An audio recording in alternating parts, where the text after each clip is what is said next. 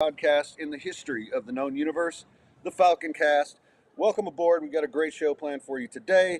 As always, it's Thursday, so AJ Hoffman is here, and I have a hypothetical for him later in the show.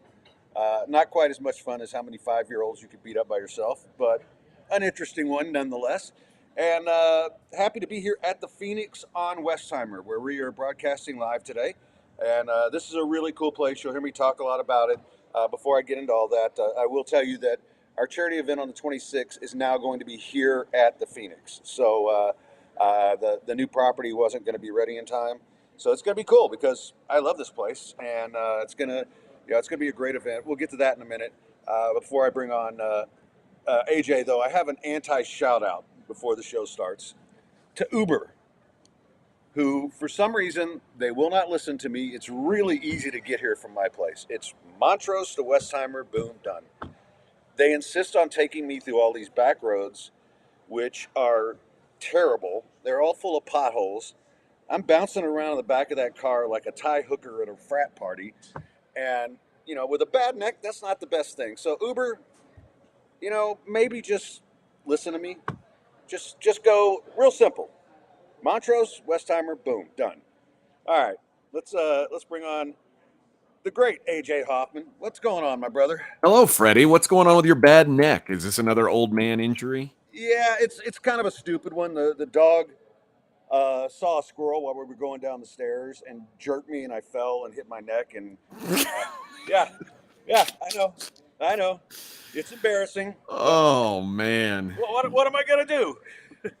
You need a wheelchair ramp. I feel at your place. Oh God, there've been nights when I've come home a little inebriated, thinking, yeah, that'd be a good idea, because it's 18 steps. It's fairly steep too, so it keeps me from getting too stupid. Because I know, there's I get to a drink level where, all right, if I have another one, I ain't getting up those stairs. That's how you measure if you've had enough or not. That's a good idea, actually. Yeah, it actually works. But yeah, so it wasn't the dog's fault, man. A puppy sees a squirrel, what do you think's going to happen? And hell, she's 60 pounds, so when she wants to go, it's not much I can do about it these days. But yeah, it's actually better. A couple weeks ago, man, I was like, I could barely move. I couldn't move. So I wish you would have started this show with a neck brace on, so I could have seen you just like. I tried to buy one, but they don't actually sell them at Walgreens. What? Yeah. So I guess. How are you supposed to fake insurance claims if you can't get a hold of a neck brace? I don't know. I'm going to talk to lawyer Dave though to see what kind of claim I have against Uber today, because it was doing great. I mean, I do have like one of those icy hot pads, which has helped. And for those of you who are against cannabis. I take a little bit each morning for it, and it makes all the difference in the world. It really does. I couldn't turn my head side to side, and now I'm like, oh, okay, I can do all this. Yeah, it's all fine. And that's thanks to cannabis. So there you go. Well, it's fine for me because I'm a law-abiding citizen here, but you, I don't know. I'm just decriminalized, sir. Okay. That's what it is. All right. Welcome, everybody, in today. I want to start with some football, if that's okay. I love football. And a lot of little stuff going on, but I wanted to start with a couple of big signings of running backs. The Jets get Dalvin Cook. Zeke goes to the Patriots. What impact do you see those guys having? I think Dalvin Cook is automatically the best running back on the Jets, and they needed someone with Breece Hall coming back from injury. I know he's cleared to practice now, and everything looks like it's going to be good, but it takes time to ramp things up, and especially like a long season with him as the lead back didn't seem ideal. I also think the Jets kind of had to. There's a reason Aaron Rodgers didn't take this massive pay cut and just essentially give back a bunch of money for nothing. He was doing the Jets a favor because they were going to spend that money on players to surround him with. And Dalvin Cook is an impact guy. I don't think Dalvin Cook's any longer a top 3 running back in the league like he once was, but he's certainly an upgrade for the Jets. He gives them an added dimension, takes some load off of Breece Hall. It's about as good of a signing as you could get for the Jets. Who was the other one you asked about? Zeke? Yeah, Zeke I think is a sneaky good signing because you're not signing Zeke to be your workhorse. The days of Zeke Elliott being a guy who's just going to carry the load for a team Those days are gone. I think we saw that last year. He was less efficient than Tony Pollard. He was basically a league average production running back last year. That said, he's not going to be asked to be the lead dog in New England. The Patriots said, we want to get some relief for Ramondre Stevenson. We worked him too much last year. I don't think they're going to take him off the field on third downs, Ramondre, because he's just so good of a pass catcher. But the idea that if he needs to come off, Zeke is a good enough pass blocker. He's good enough in protection that they're not going to be like in trouble with him on the field on third down. I think this is really a good idea for the Patriots because it's going to save the legs of Ramondre Stevenson, who's a pretty key piece to their offense at this point. Yeah, and the thing about Zeke is you can use him near the goal line. And, oh, no doubt. And as a fantasy option, he'll be pretty decent just for that.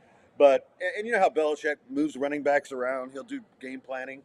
There'll be a game where Zeke gets 25 carries this year, and then the rest of them will probably get 8 to 12. And I like the signing. I think he's still got something left, but not as a lead back. And it just you know how these running backs are. They break. And I think he's worn down a lot. He took a lot of hits, as these guys do. But I still think he's got something left in the tank, and I think the Patriots will use him in a good way. Yeah, I mean, the Patriots always find a way to maximize running backs. Like, they've had so many guys who you've never even heard of who have ended up having successful seasons. And in Zeke's case, that's all they need him to have is one solid season. And again, they're not asking him to be the guy, which I think is huge for him.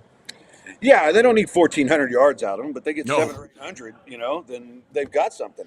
So, also, the other news of the week, and the Colts have named Anthony Richardson their starting quarterback. I'm okay with this because the guy's only played one full season of college football. Get him out there, get him reps. I think from a talent standpoint, he's got the skills to be great. But watching him play last year, and I'm curious your thoughts on this because I know you watched a lot of Florida games too. A little stiff in the pocket, a little bit, not sparingly accurate. I mean, at times he could throw a really accurate ball, but a lot of other times he's all over the place. But amazing ability with his feet. And, I think the Colts are going to suck this year anyway, so throw him out there and see what he can do. Yeah, he's pretty dynamic. He, if you recall, he only played 1 year of college ball. He's played 13 games since high school, and now he's in the NFL. Right. It's going to be a big jump. I was surprised that I'm not surprised that he's starting because, like you said, I think that the Colts probably realize this isn't going to be a huge year for them anyway. Right. And you want to get to work on the future, but they play in a very winnable division, and Gardner Minshew today probably is a better quarterback than Anthony Richardson. Now, here's the deal, though. The timing of this is odd because they did it right after that first preseason game where Gardner Minshew was 9 of 9, I think. Sam Ehlinger was 8 of 9, and Anthony Richardson was like 6 of 12 with a pick, and they were like, "Yep, that's our guy." Yeah, I think that you run the risk when you do that that it kind of tells the locker room, "Hey, we're not playing necessarily for right now." And a lot of guys in that locker room, they're playing for now. Right. They're playing for their next contract. They're playing to try to win right now because they're running out of time. So basically saying Anthony Richardson's going to start the season as the starter, it sends a message that this is not necessarily ideal for our winning odds this season. Well, and if you look at it, if you do start Gardner Minshew, you're not the team with the worst quarterback in the division. No. He's at least on par with Ryan Tannehill, I think. Trevor Lawrence, if he takes another step, then it's not close. But, C.J. Stroud, we don't know anything about.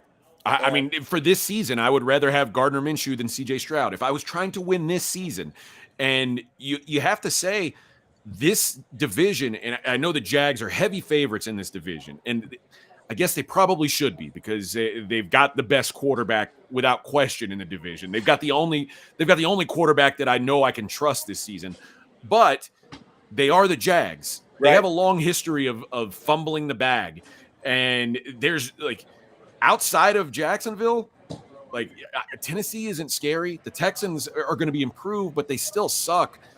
This is a wide open division. So the fact that the Colts are saying right now, hey, we're going with the rookie. Again, it's a weird choice because they really. I wouldn't have counted them out of making a playoff run this year if the Jags slipped some. I think we forget, like, we make fun of the Jags for how awful that organization has been. If not for two first round quarterbacks, the Colts are a pretty crappy organization over the years with Irsay. Yeah, And everybody loves Ballard because he's media friendly, and he's made some really good draft picks, but he's also made some really bad ones. And this organization is kind of a mess, and I think it starts at the top. yeah. I mean, you're right. And if you say like if you take the time that, but you could also say, listen, if you take the Tom Brady era away from the New England Patriots, they're a well below average franchise. Right. So you have to give the Colts some credit for. I mean, it seemed like luck was almost lucked into, like the Right. fact that Peyton Manning had an injury that particular year. Let them draft Andrew Luck, but the fact that they had the first pick and they chose Peyton Manning instead of Ryan Leaf, Yeah. the smartest decision that's ever been made in football. The Colts would be a totally different franchise right now, but it's hard to say like these two massive moves that they made don't give them some credit, but you're right. They've had a hard time winning without a top flight quarterback. And I'm not sure that the thing about Peyton and Andrew Luck was when they got to the NFL, they were like ready to bake. Right. They were ready to eat, I guess. You just open up the wrapper and it's there. Anthony Richardson seems like he's going to take a long time. Like you got to let him rest. You got to, put him in the oven for a little while. Then you got to wait it out. It just feels like it's a long time. And I think Anthony Richardson can be good in this league. I just think this season is asking a lot for a guy who's played 13 games since graduating high school to just go into the NFL and say, "Yep, it's yours. Have at it, Bubba." Hey, you know what? That's two more than the great Davis Mills played in college. So there's That's that. true. How's All that right. working out for the Texans? Oh no, there's people who still swear by this guy. Still truthers. I Yeah. swear I'll never understand it. How you watch that and go, you know what though? That could be the guy. Give him a chance. What? Yeah, if he just waited a year, AJ, he would have been a first round pick. Yeah. Yeah. All If he right. had just waited a year, like we would have seen another year of Davis Mills and gone, no, friend. Yeah, not so much. All right, hey guys, before we move on, I got to tell you about the Phoenix on Westheimer, and gonna have Vu on at the end of the show today. Women's World Cup final coming up. You got that, but I got to tell you, if you're a soccer fan, the Premier League. The other day, I came here and I watched the Chelsea game at home, and I came over to get lunch because I knew it'd be quiet. Everybody was gone. And all of a sudden, all the Barca fans show up. I mean, and it's just a great environment for soccer, but it's just a great place to hang out. The food's fantastic. I had some of the barbecue wings before the show. Great staff. Lou does a great job. And, this is just like a cool place. And our friends Roger and Richard are here for the first time. And I'm like, hey, man, this is a cool place. I'm like, yeah, I've been telling you about it. You don't listen? You don't listen to me? But yeah, it's your place to watch. Whatever your soccer team is, whatever team you support, they've got them here. And there's other bars that have like, oh, we're the Man U bar or whatever. This place fills up for Man U. So if you're a Man U fan, you can come do it. But come on by. And the other thing that's coming up, and the big news is today we switched the venue for our August 26th fundraiser, and you guys have been hearing me talk about this. Daniel was paralyzed from the chest down. He has a son. He's single parent, can't work. So we're raising money for him, and but we're doing it here at the pub, which is going to be great. And hopefully the bands will be inside. That's all I care about. But just kidding. But anyway, so we got a great lineup for you from the music standpoint. We're going to have barbecue guys. We're going to have great chefs. There's going to be Michael from Pick Me Events is bringing his booth, and we're going to have famous people you can take your pictures with and get those signed, and that money goes to help Daniel. And then we've got memorabilia sale, which is going to be great, incredible stuff. And the lineup for the bands: DJ Rising at 5. We got a mariachi band at 6. We got my good friend Jesse Salinas at 7, and then Dead Money goes on at 8. And my good friend Eva Elliott, who's an incredible comedian, she's been on the show. She'll be on Monday. She's emceeing the whole thing, and we'll just have to see what's audience appropriate because she can go off the deep end a little bit, but she's fantastic. She's offered to help, so please come on out, make plans now for the 26th, and hopefully all the stuff I'm reading about tropical depressions and whatnot, after having no rain, let's not have it on the 26th. Wait a day. That's all. Anyway, all right. So we are back, and a lot of people talking about 97.5 and bring you guys. I think some got the right Sirius XM channel. Yeah, I would do that. But yeah, I think at this point that ship has sailed, and that's no disrespect to them or anything. But one thing about AJ and I both, we like to do our own thing, right? And we like to be able to stay within parameters, but also, I mean, AJ was a Howard Stern guy, right? I mean, um, if we're like mad dogs that if you put a muzzle on them, they're not really worth having for home protection. So Yeah, I still have a lot of love for the guys there at 97.5. I left on about as good of terms as I could possibly leave on. So there's no, like, I'm not glad that show didn't work out. I'm bummed actually because Brad Kellner's a buddy of mine. I like Cody Stutes. I like Jake Asman. So the fact that the show didn't work out is a bummer. I want to see that station do well. yeah, I do too. It would be nice to see them do well, but yeah, it's I don't know what the plans are for their future, but yeah, I always wish that place well. No, I got no ill will towards anybody. I mean, it was our choices actually, and I think we saw, and I saw the direction they wanted to go, and it just wasn't something I wanted to do. But I wished them the best with it, and and I like those guys, especially Brad and Jake, who I know a little better than Cody, and I think Cody's a great guy too. It's just it's just I think radio now is really kind of not in the best place. And I think part of it is, there's a tendency to try to, everybody's kind of swimming in the same direction and saying the same things.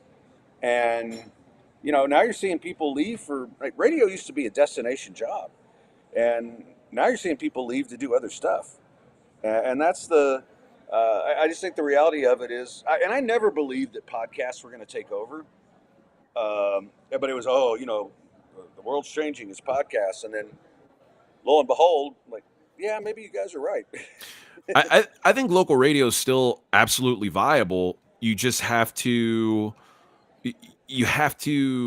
separate yourselves somehow. And I'll say this: they were in a weird spot because when I left as the program director, it would have been really nice for those dudes to have someone to coach them and to let them know what they're Yeah. doing right, what they're doing wrong.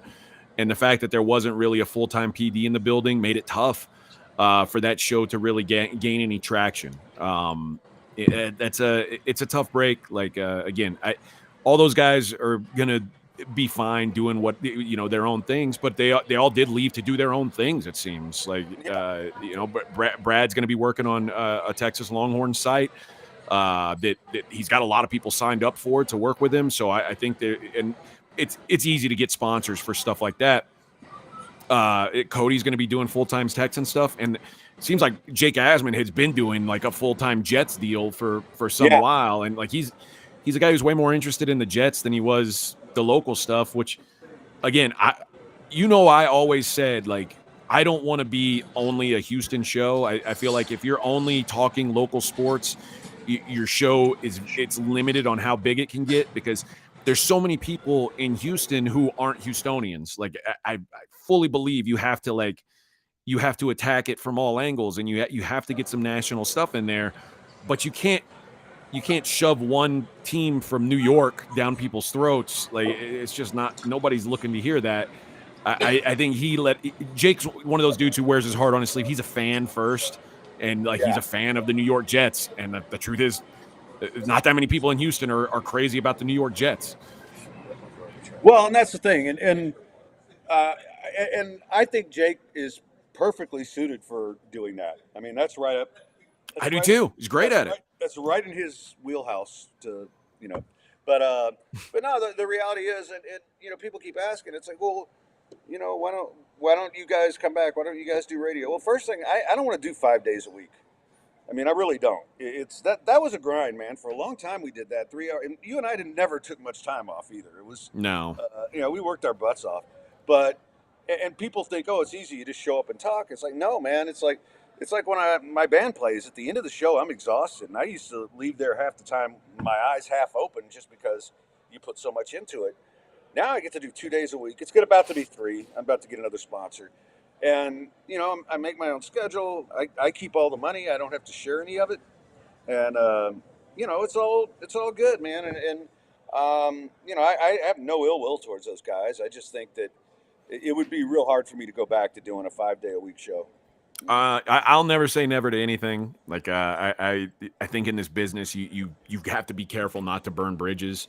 Oh yeah. I went out of my way not to burn my bridge there, so I don't know. We'll see what the future holds with that place. I do think that there's good people working there. It's just they need someone to put them in the right direction.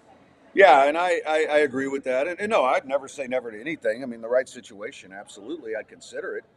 Well, Uh, if someone on the chat said, "What if they offer you Granado money, Fred?" Like, listen, anybody will work for Granado money. Like yeah, that's tough yeah, to pass on. yeah, no kidding.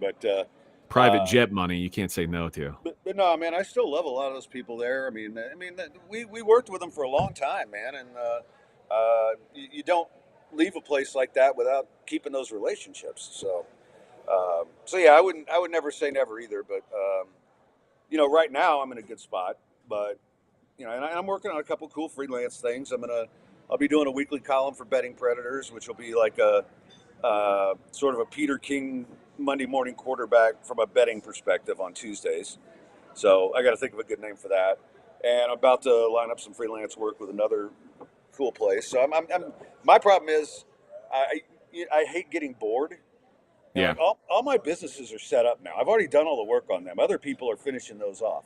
So right now it's just a podcast. I got to find something else to do. And otherwise I'm just going to sit around and smoke weed and watch Rick and Morty all the time, which I do anyway. But no, so I'm working on some of that. But yeah, I mean, at some point, man, the right deal I would still consider. But I'd like to be able to keep Falconcast because this is paying the bills, Yeah. and you know, and it's been great for me. All right, I gotta squeeze in another quick read here, and then I want to get. But before we get on to more sports, because I got some college football for you, I want to do this hypothetical with you. So I watched a movie, and I'm not gonna say what the movie was, but this kind of wound up being the thing, and so I'll be curious what you think. But I'm gonna tell you about PickMeEvents.com. They will be out here on the 26th, and they are a great company. If you're getting married, good luck with that. Or if you got a golf tournament or you got a corporate event coming up, these guys, it's their mission to ensure each and every event is thoughtfully produced, and they want to create a moment that you won't forget. And so it's not just going to be about, hey, I got some nice pictures, or hey, I did this. No, you're going to remember that event forever. If you get married, you want to remember it. If you have a great corporate event, you want to remember it. And you remember these guys. Michael used to come out when we had the station parties and took great photos, but they do a lot more than that.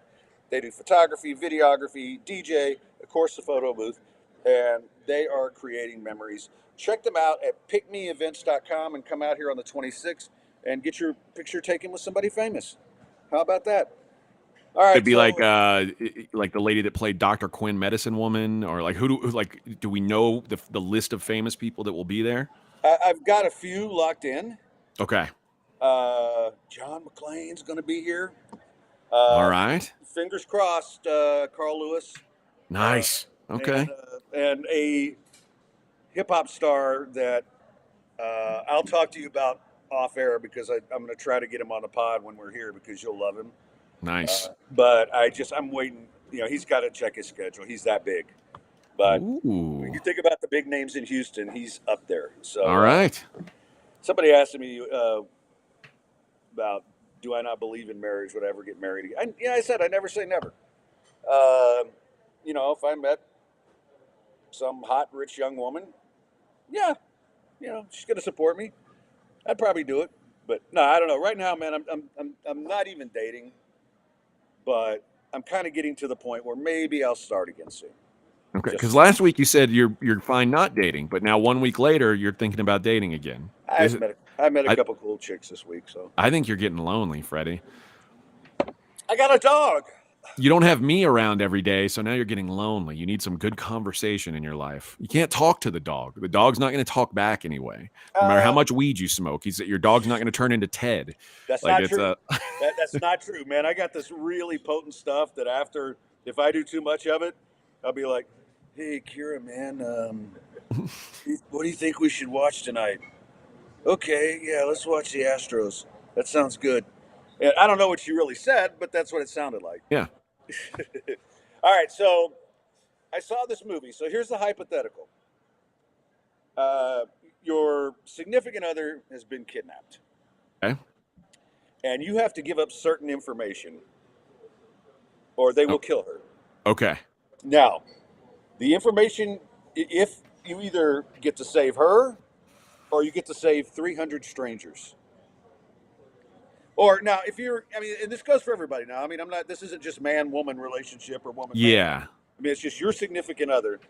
300 strangers, it includes women and children, little children, versus your significant other. This is kind of like that movie, right? Like where you have to make the choice, like to either kill someone in your family and it'll save everybody else. I forget. Something It's like like, an M. Night Shyamalan movie. yeah. But this one's a little more specific. It's like Um, he had to save his girlfriend, or a bunch of people were going to die, and he saved his girlfriend. I So would have to save my wife versus 300 strangers. I think yeah, it's kind of like the when you think about the military or like the U.S. government. If the U.S. there's got to be like there's a line at some point. I don't know what that line is, but like how many lives of foreigners are you willing to take to save the life of one American? And like if there's one American soldier, how many foreigners are you willing to blow away in order to save that one American soldier? And like there's a number that like I don't know what it is, but right. I would guess like the powers that be in the US military have a number that they say, you know what, we've got to save every American life we can. We prioritize American life over all other. With your family, it's like, man, I don't know. Like I don't know how many people I'd kill people I knew to save my family. Yeah, well, and that's the thing. And yeah, I would sacrifice all of Canada for one American life right now, but that's okay. Um, no, but I was thinking about it because I mean, what is the number, right? Is it 1,000? Is it 2,000? And that is a good. I mean, what if it's? I mean, if we're talking about saving American lives, I'm sorry, and this may be out of line, but to me, American lives are more important. We're Americans, and you had to. I mean, you lived that, right? Yeah. So, so yeah, and I'm not going to just randomly name anybody because then I'll sound racist. But the truth is, it does. But I don't know what that number is, and part of it is because I don't have a significant other right now, right? I mean, Right. and I don't know how much I'm going to care about one moving forward. So But like, let's put it into a different perspective. Like, if it was to save one of your kids, like, is 300 strangers? Is that a number you'd willing to go over? probably, Yeah. So I mean, it's family. It's yeah. I don't know what the number would be. There would be a number at some point where I'd say, yeah, I don't know, but I think we're not even. I mean, we're looking at like 100,000. I think before I'd start blinking. So you saw a movie about this? Yeah, and and the dude saved his chick and let 170 people die. Oh, okay. But 170 is not that bad, but I guess they weren't married, so it's like we no, don't they have. they were about to move in together. Okay. I mean, so like it was his piece. 170 he gave up. All right. Yeah. I mean, Did the movie make it feel like it was the right choice? um.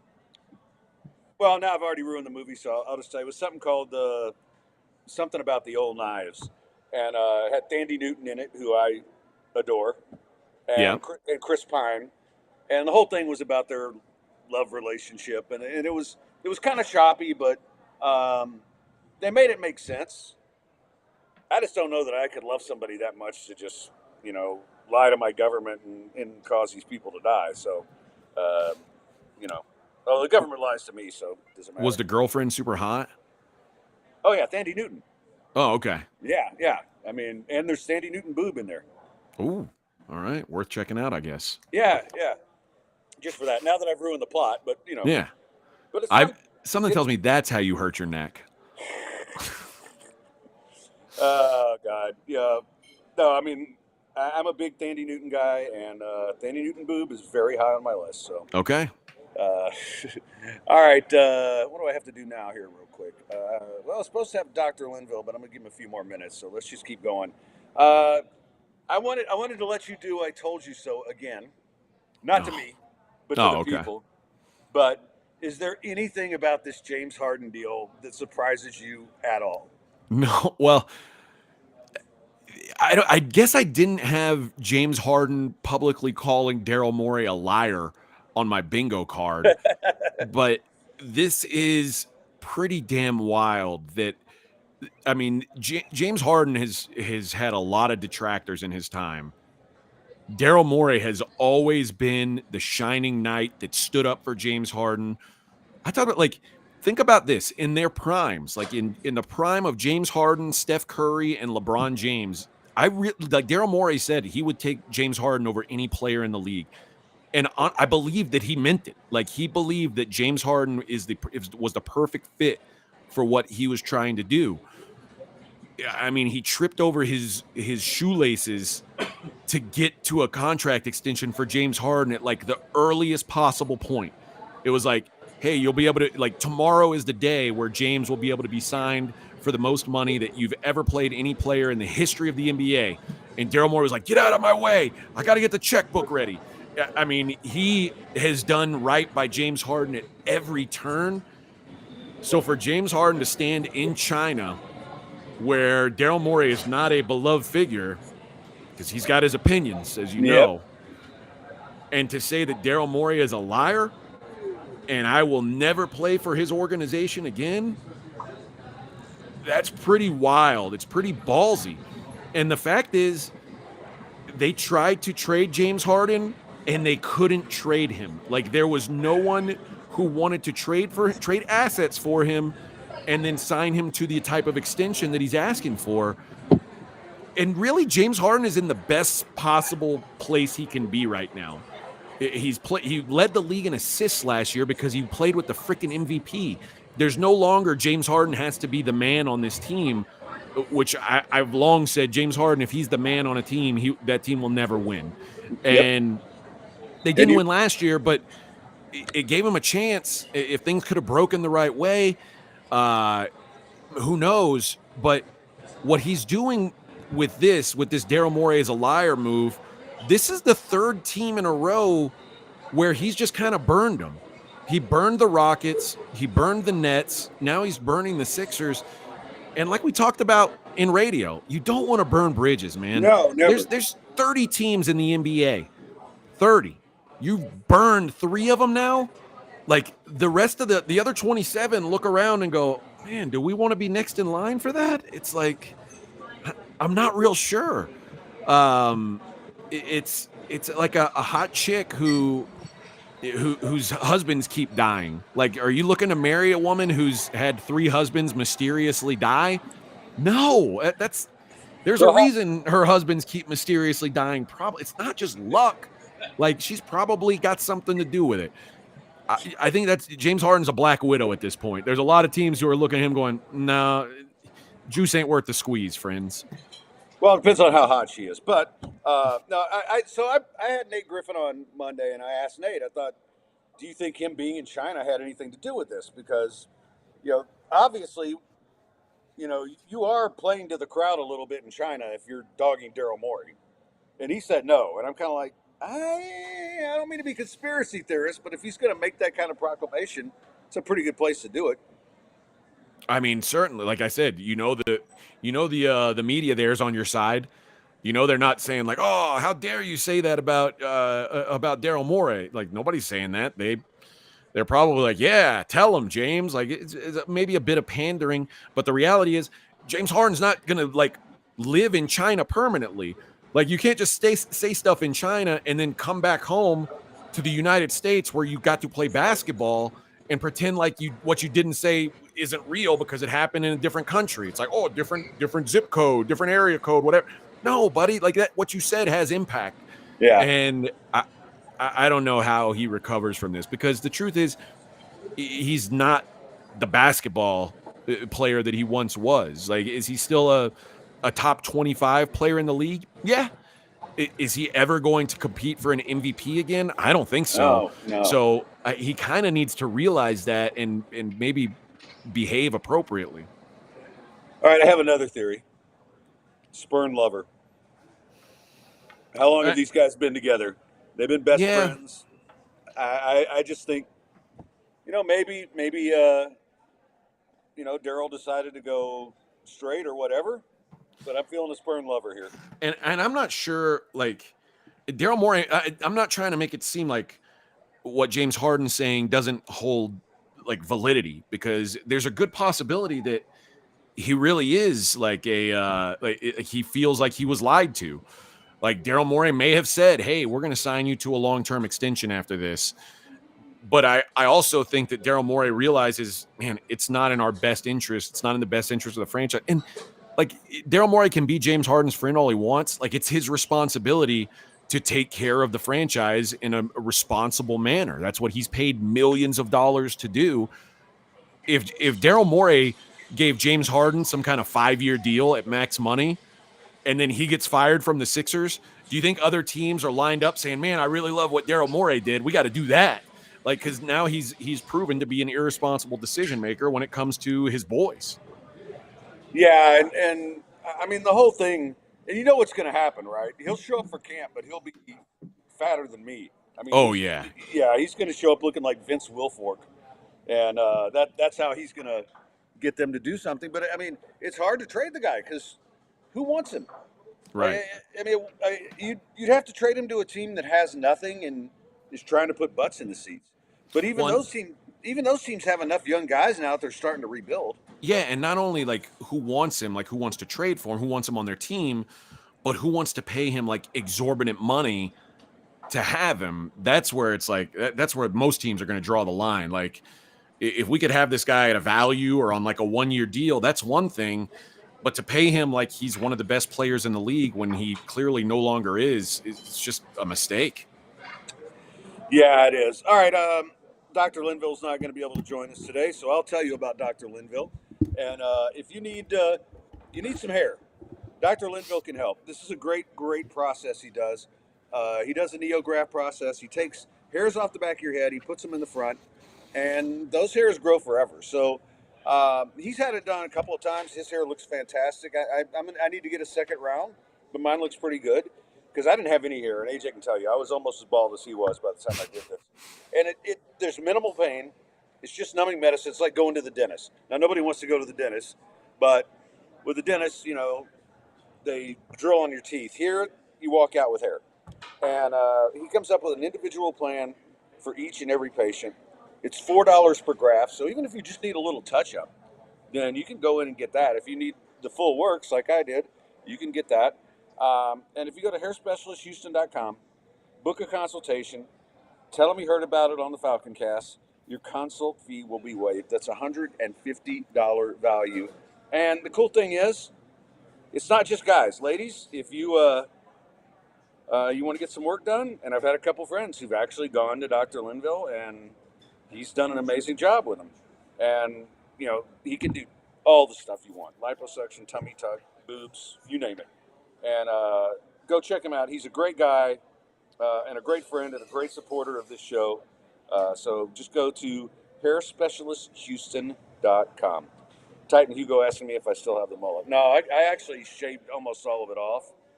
And, but I'm due for another haircut because now I'm getting that kind of like old rocker look where it's, like failed old rocker look. So before the show, I'm not gonna shave it, but I'm gonna shave the sides and cut it down. And Well, aren't you technically a failed old rocker?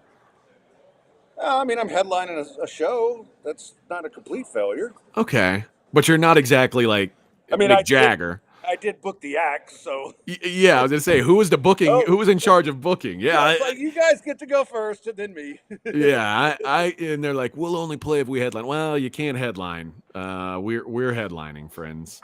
No, you know what though? I am really excited about this show. It's not as long as what we usually do, but the band I've got together, it's the same band that did the last big show, except new guitarist, and he's amazing. I had him on the show the other day, I'm excited, man. This song list has got a bunch of AJ stuff on it. The thing that worries me about you, like when you do headline a show, it means that there's a bunch of bands playing before you, which gives you time to get sauced up. Oh yeah, yeah, that'll happen. That's not always good. Like I've heard sober Fred sing and I've heard hammered Fred sing, and there's a difference. And Amber Fred will get booed off the stage. He's got the most confidence. Oh yeah, like that's one thing. It's like you can't tell that Fred shit. He is like he believes he is a golden god. Oh no, well we talked. Brandon and I were talking about this. Is like my drunk range, like 5 to 7 is my sweet spot, right? Like if I'm between a 5 and a 7, I'm fun. I can sing. I can do whatever. I get to 8. And you're picking me up off the floor in the Mandalay. Yeah. Yep. Covered in blood and piss. Yeah. Actually, that wasn't me, but it hasn't happened. But yeah. So for those of you asking, it's going to be at the Phoenix on Westheimer. It'll be the 26th, and I'll just tell you, just for AJ, my closing song is a Rage Against the Machine song. Let's go. Yeah. By the way, get Rock and Roll Hall of Fame, Rage Against the Machine. How about that? Yeah. About freaking time. Yeah, no kidding. I don't know how many years I had to complain about that for it to work out. And they're so damn good. And what's fun is like I've got about 4 Rage songs I'd like to do, but you can't, you can't do that. So like I have to pick one, and because I love Sleep Now in the Fire. One of these days I've got to trot that out. But yeah, Killing in a Name is that song brings the house down every time. Let's go. A lot of bad words in that song. Yeah, I'm a little worried because this is a charity event, so I don't know how to do a non-explicit you just version say, of that song. Gosh darn you, I won't do what you tell me. Oh, I was thinking, something like, thank you, I won't do what you tell me. Yeah, no thank you. But yeah, so, shame you're not going to be here because I guarantee you would love this set list. It is like, somebody will video it for me. Maybe Roger can video it for me. That'll be good. I'm just going to tell this here. I don't spread this around because I want you to come to the event if you're in Houston. But I am going to stream it live on the podcast. Oh, well, here we go. Yeah, so you'll be able to see it. Let's go. Right, I won't be able to make fun of you directly, which would be disappointing. No, yeah, sure you can. There'll be comments on it. I won't look at it. So, yeah. All right, let me see. What do I have next for you? Oh, college football. Oh, it's almost time, buddy. Yeah, and a couple things I wanted to ask you about. First off, did you see the Deion story where he got mad at his players for not getting into a fight at practice?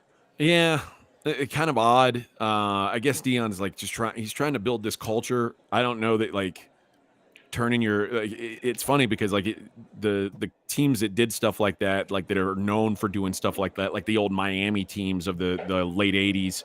Like, I don't think that's the goal anymore. Like you don't want to lose players.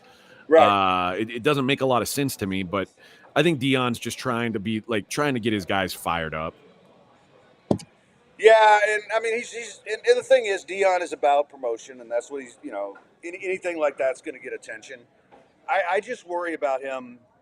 I mean, this is a big jump in class because he had the best players by far in that league, and now you got good players, but do you? I mean, I don't know. I mean, you've probably got better players. He's got better players. I don't know that they're all good players. I think thinking that this team can go from like winning nothing one year to suddenly being bowl eligible is insane to me. And I know it opened at 5.5. I bet under 5. I didn't get to the 5.5. That went away fast. I think it's down to 3.5 now. It's just, I don't understand the love for, I mean, I get the hype. Like, I think there's people who are like, oh, it's gonna be fun. It's gonna be fun seeing Deion. It's gonna be fun hearing his press conferences. I just don't think year one it's gonna lead to a lot of winning. The other guy who's in that same boat and one of my biggest like preseason college football futures bets is UAB under 5 wins. Like Trent Dilfer he's like trying to fool people to believe he's a football coach. Yeah, he's not a football coach. You'd think a guy who's like never coached higher than the Tennessee 2A level would, say, you know what? I know what I know, so I'm going to surround myself with the best and the brightest. No, he's got of the 10 guys on his staff, 7 of them have never even coached at the position they're at now. The defensive coordinator at UAB was the defensive coordinator from his high school team that he was coaching. He just said, "Hey, come on up to UAB, and you're now the DC there." Like, and they lost their best player, Dwayne McBride, who was really basically their offense. He's a Minnesota Viking now. I don't know how that team, which I feel bad because UAB, like ever since they got football back, was like a cool story. Yeah. And Trent Dilfer's like the worst thing that happened to that program. I don't know how they can possibly succeed with that guy there. But people are like, well, he's going to get better players. Maybe eventually, but right away, it's not going to happen. There's a reason why the quarterback transferred out. Like, it's not a good place to be right now. And just saying like we're gonna breathe fire, like that's saying crazy statements like that isn't enough to make you a winning football program. No, and I'll draw a weird analogy here. It's like I've been watching Messi play in these MLS games. Right? I hear he's good. Yeah. Oh, he's just destroying everybody, right? But that was like Dion, playing against the ACBUs. Yeah. And if Messi were to go back to, any of the big European leagues, I mean, he'd still be good, but he ain't what he is right now, where he scored like 9 goals in 6 games. And I think that's the problem. I think the jump for Dion here is too much. I think if he had jumped to an AAC team, for an instance, and won there and then took that jump. But, I mean, he might get it together, but it's not going to be this year. And, they get TCU right off the bat. That's not exactly a walk in the park. Even with all the guys that have gone. I mean, they're still really good. So I'm interested to see what he does. I think it's fascinating. But, it reminds me of the Charles Barkley Geico commercial, right? It's like, I'll take Barkley. Yeah, that was kind of him before. And, and Messi before. Messi in the MLS now.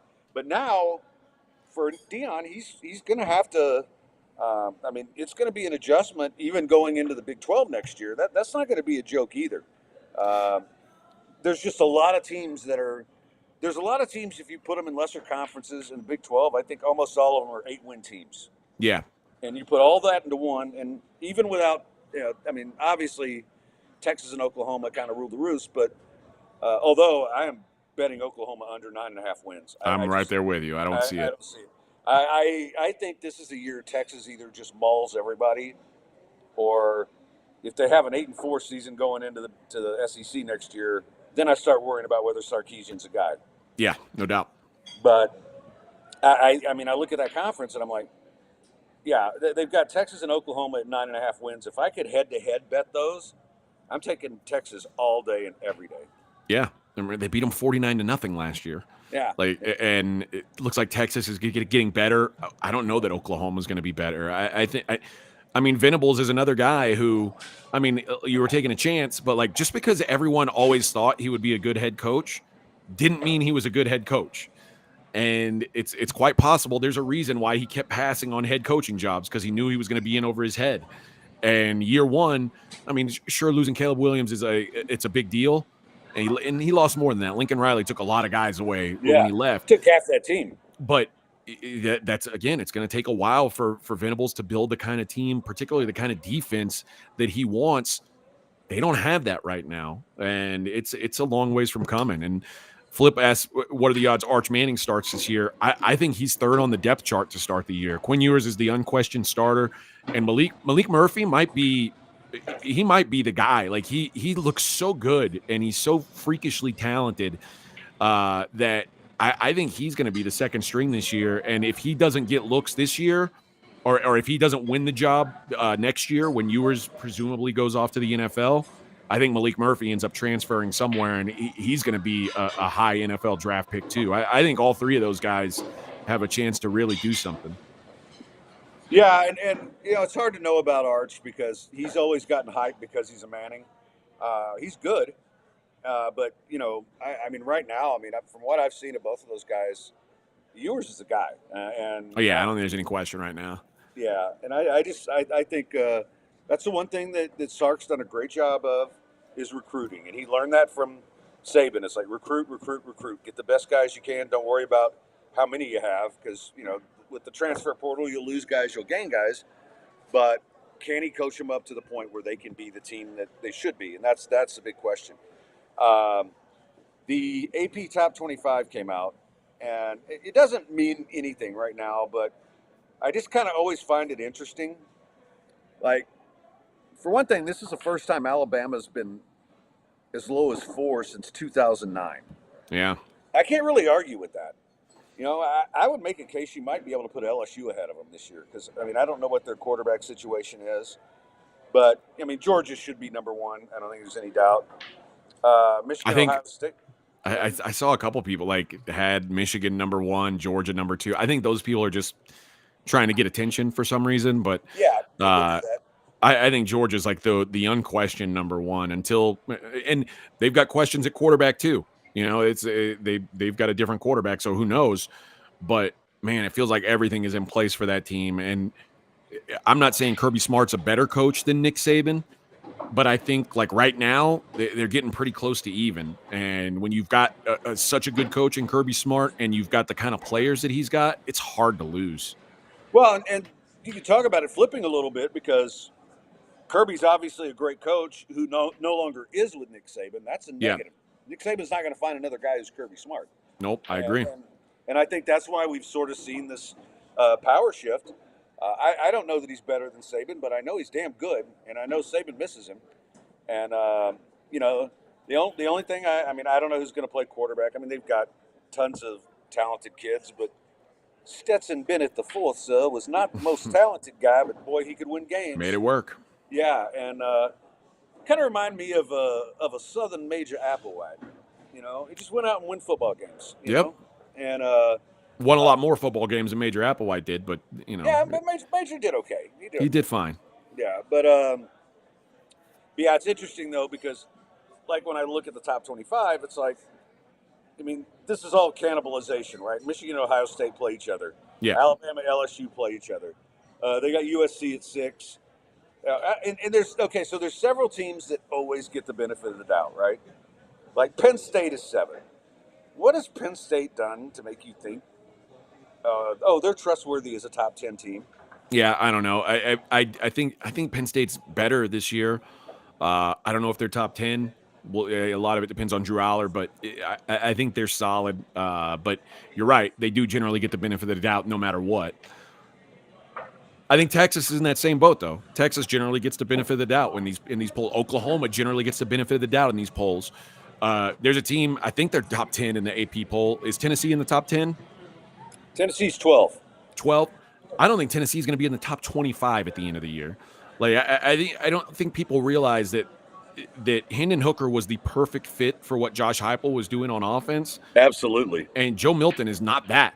So, the idea that, they're not going to lose anything, I think is insane. I think Tennessee's in for a real down year, but people are still hyping them up. Their win total's still, 9.5 or 9? Yeah. I don't see it. So, you're right. Some of these teams that always get the benefit of the doubt just because of the name on their jerseys. And that's what people default to is that's a good team because they're always good. Well, it's funny. I always think Texas gets the benefit of the doubt, but they're 11th this year, and I won't be surprised if Texas is better than 11th. Oh, I won't either. I think they've got a chance to I don't know if they're a playoff team, but I think they have a chance to be in the mix. I think so, too. And their schedule is pretty nice as well. After the Alabama game, I think they're so much better than the other teams in the Big 12 that they've got a chance to make a nice run. And honestly, they could beat Alabama. It wouldn't shock. They played really well against Alabama last year. So I don't think it's out of the realm of possibility to say that they could beat them. Yeah, they got Bryce Young last year. That was all it was. Him doing his clutch drive to win the game. But the other thing I found interesting, and there's no way that this plays out like this, right? There's only one group of 5 school in the top 25, and it's Tulane. These guys are all going to beat each other up. It's all Big 10, SEC, Big 12. They're all going to beat each other. And when at the end of the year, the top 25 will not look anything like this, because even though these teams are better, I think from a power ranking standpoint, I don't have any complaints. Yeah. but from a ranking standpoint at the end of the year, I just don't think it's going to work out that way. Yeah, and I mean, a lot of it depends on, like, Tulane had a special year last year. I think Tulane's going to be down from last year. They lost some coaches. They lost a lot of their defense, which was so key. But then, like, you talked about cannibalization.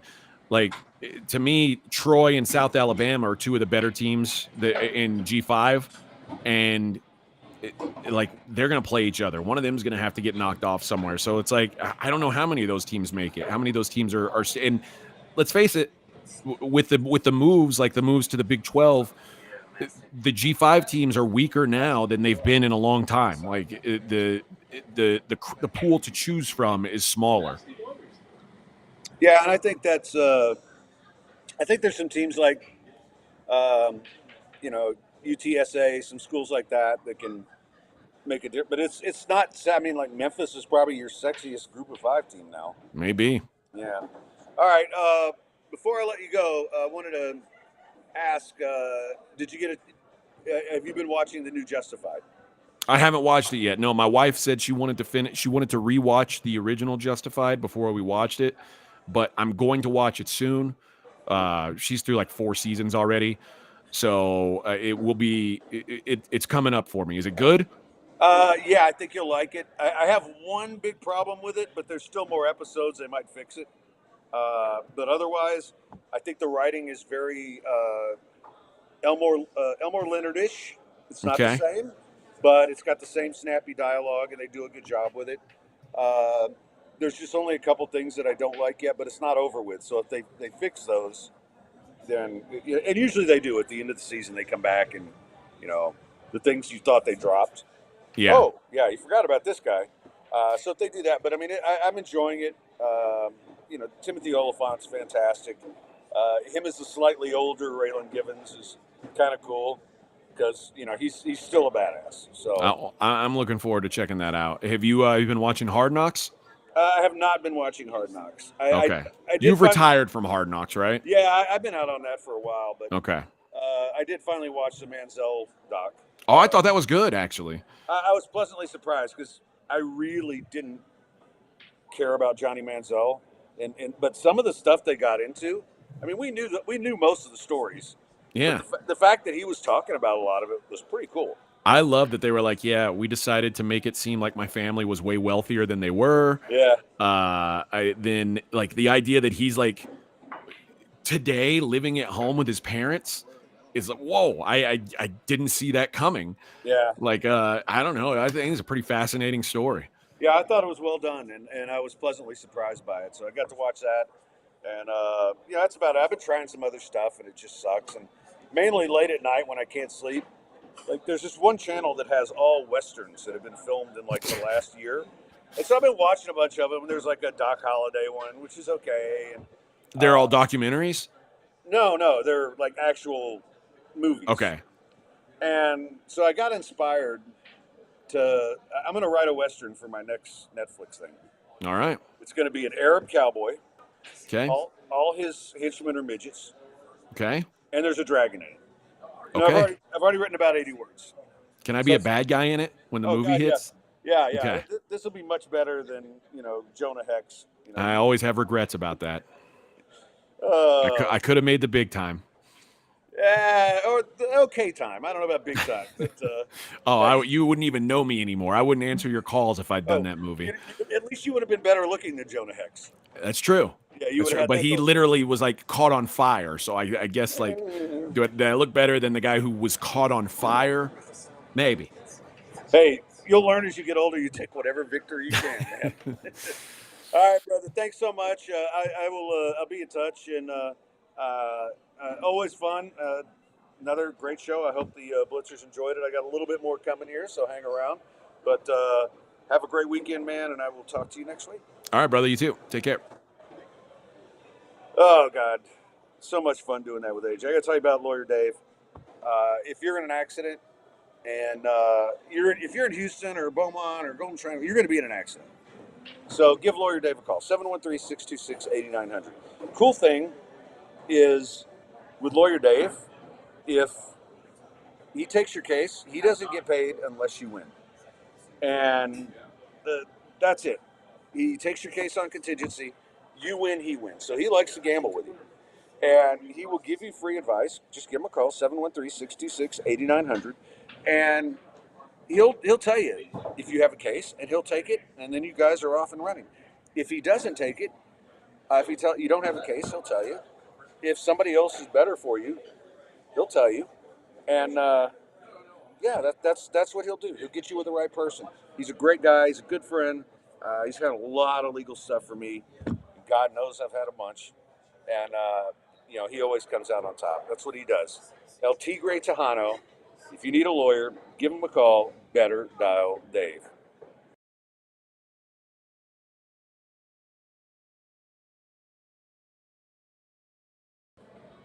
All right, so about to have one more guest on, real quickly, to talk about the Phoenix here on Westheimer, and bring on the man himself here as he makes his way. But anyway, so great working with AJ again, and I hope you guys are enjoying this as much as I am. It's been so much fun being able to get this thing launched, get it going, and be able to do it with AJ every week. And I don't feel like we missed a beat. So, yeah, Arthur, we're not done yet. Don't go anywhere. Yeah, I'm still ticked off over this Uber thing, and I was really mad that Lawyer Dave wasn't able to get on. Yeah. Ah, here he is. So, all right, we've been here at the Phoenix on Westheimer all day. This is the man behind the place. This is Vu. Amazing person, amazing bar, and these guys had never been here before, and they fell in love with it. And but before we get some of the other stuff, how did you make this the best soccer bar in Houston? Organic growth. Just one day, a friend came in and said, "Hey man, can you show us some English Premier League?" And that was, I don't know, about 16 years ago, and it just kind of took off slowly. Oh, and man, it is nuts in here for Premier League. And I thought I timed things really well on Saturday. I stayed at home to watch the Chelsea game, and it came right after Chelsea. And it was nice and quiet. And all of a sudden, after about an hour, all the Barca people came in. You guys have so many different fan bases that come in here. Yeah, it's not just EPL now. We've got La Liga fans, Bundesliga fans, Scottish Premier League too. Oh yeah, the Celtic guys buy me shots. So, all right, so we've got this event coming up on the 26th, which will now be here at the bar. So how are we going to set things up for that?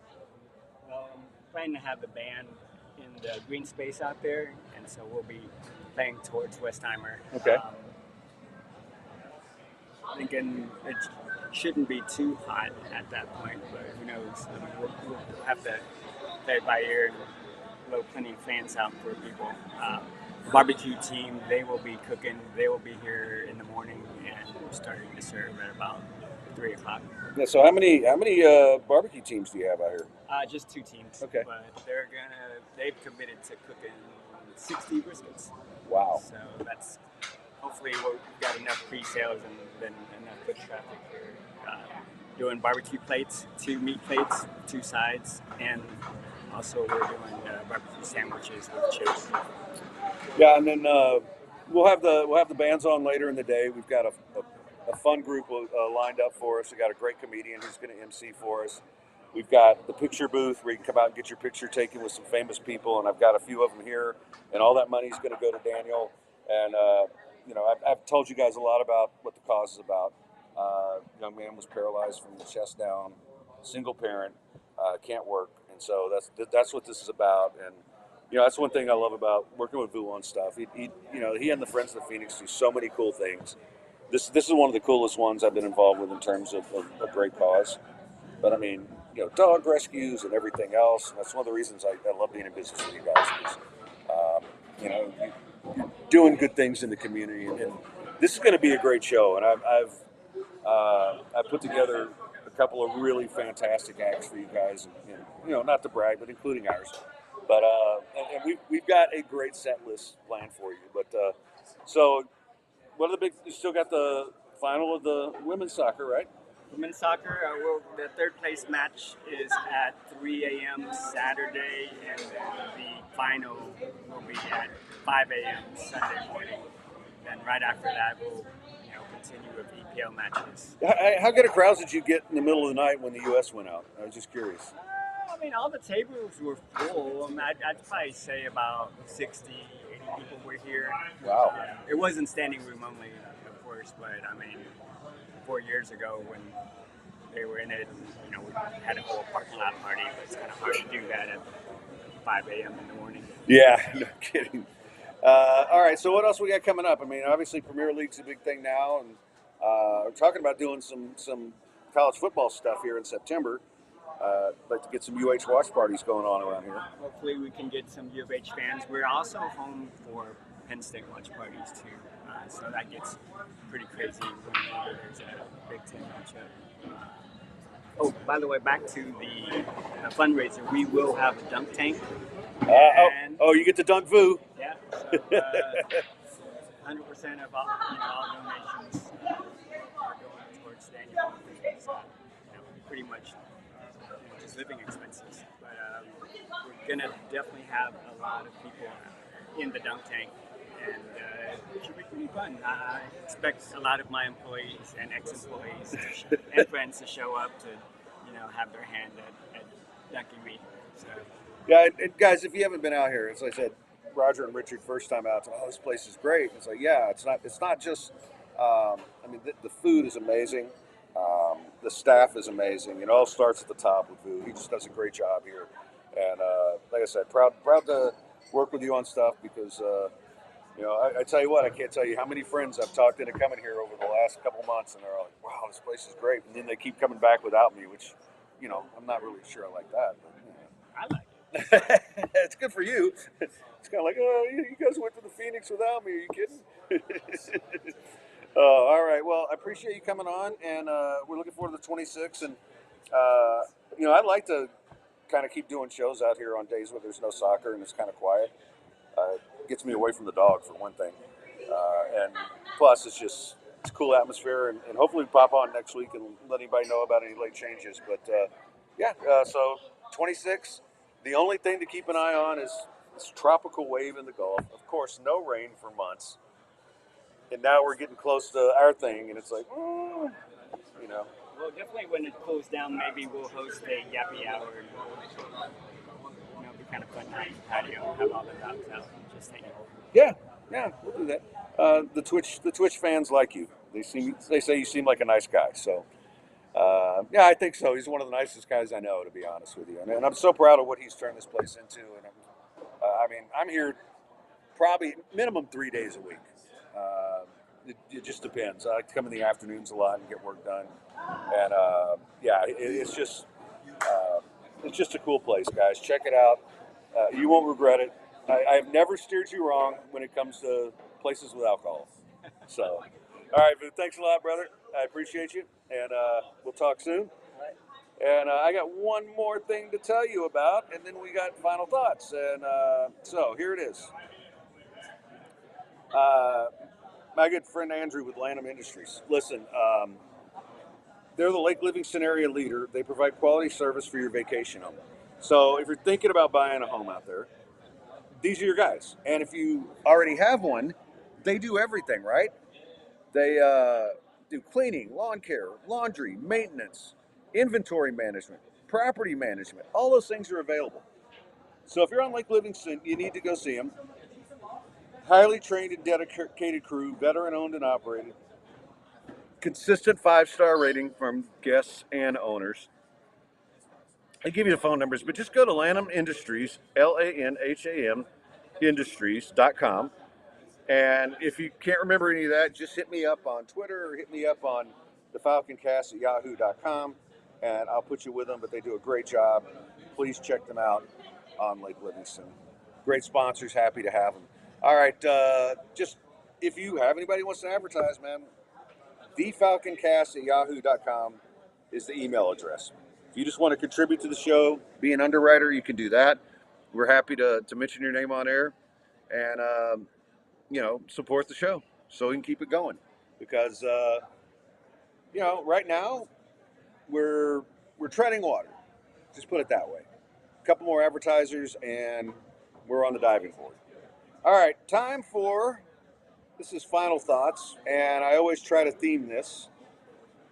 And we're going to start with dolphins getting high.